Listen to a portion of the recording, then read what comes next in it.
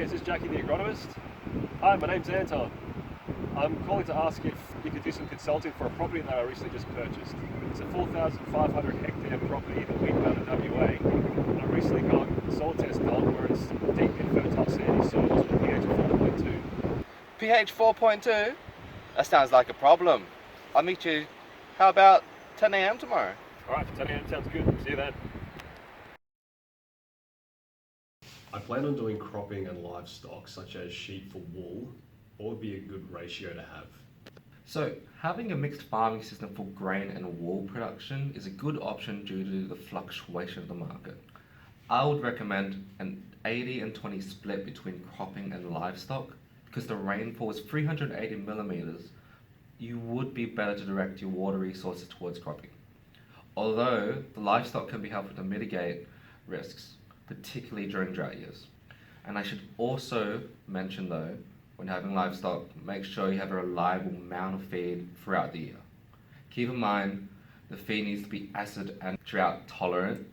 I would recommend you to an expert I know, Blake Thomas, the lamb man. He'll sort you out. Because the soil on my property has a pH of 4.2, what must I do to raise the pH in order to grow crops and pastures? With a low pH of 4.2, you will need to amend the soils before you start cropping or putting in pasture. I know a researcher that can help you with that decision. His name's Dr. Young. He's great, he's knowledgeable, and he'll get things wrong for you. For the crop, I would recommend more acid-tolerant wheat varieties such as Estock or Westonia. And for the pasture, I'd recommend Cerridella or Bicerula because they handle low pH and sandy soils better than other pasture options. So when would be the best time for crop sowing? I contacted an expert about your situation. His name's Daniel Kidd, and he recommends sowing around April. In your case, your farm is in the southern part of the state, and in that region, you should be sowing typically later April. Checking the weather forecast so your crops can have a reliable rainfall, especially during its establishment and later on its development. Well, Jacky the agronomist, thank you very much. That's right, Anton the farmer. Thank you. Pleasure. Just one question, who's Blake Thomas the landman? You'll know when you see it.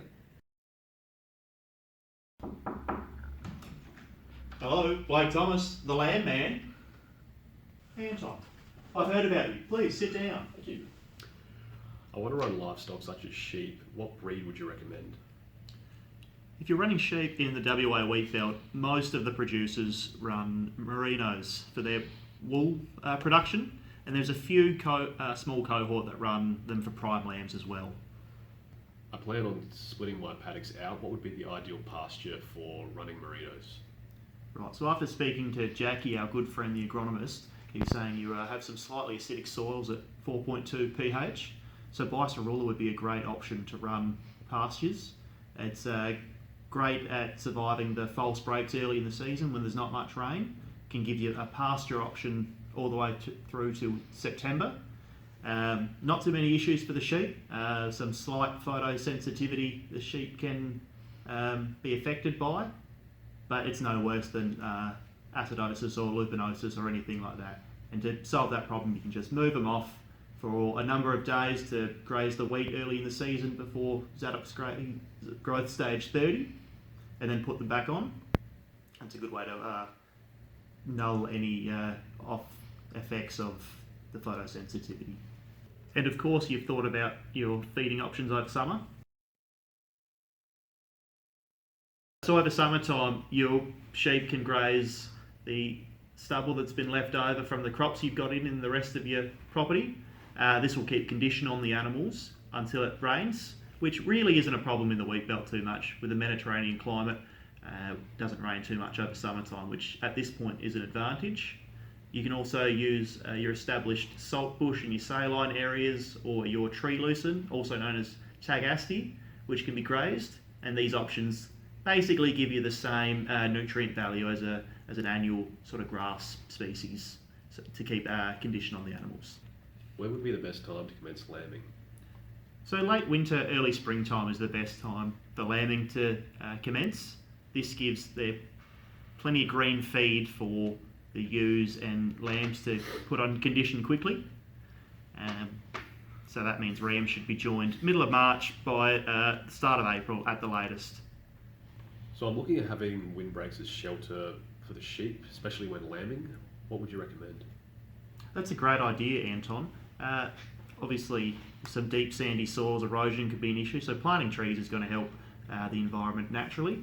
But some native eucalypt trees will be great. These are good options for the lambs to rest under in the ewes. You can also use your saltbush and tagaste that we spoke about earlier. As long as these are mature, they should be fine to provide rest options and shelter for the ewes and lambs.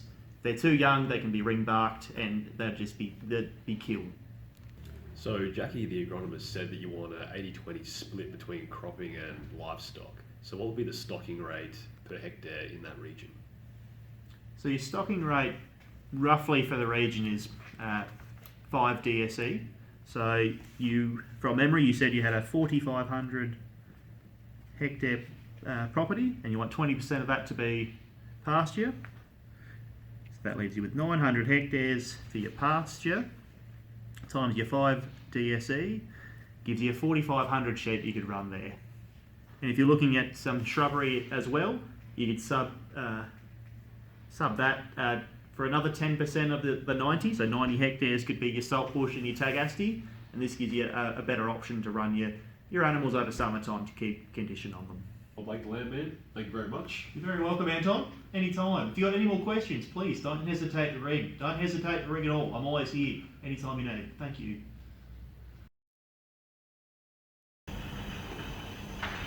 Dr. Young. Anton, I've been expecting you. So I'm having issues with my soil, which has a pH of 4.2. How would you recommend amending this? So pH is obviously one of your most limiting factors for your system. What I would suggest in this case would be to apply some liming amendments, which would be the most cost-effective solution, and it would also help to open up the options of different crops and pastures in the future. As your farm is situated on sandy soils, there is of course the risk of over-liming, so I would recommend a liming rate of 2 to 3 tonnes per hectare over a 10-year period. You're also able to utilise apps such as iLime to help develop your liming strategies, as well as having a look at how much you're going to put on each paddock. You may need to also incorporate deep ripping techniques to get the lime under your subsoils in case you have quite acidic subsoils. So are there any novel and believable extensions of the pasture system that you can provide that would present a new or better understanding of the system once tested at a smaller scale? I'm glad you asked. I've actually been doing a lot of research into biochars.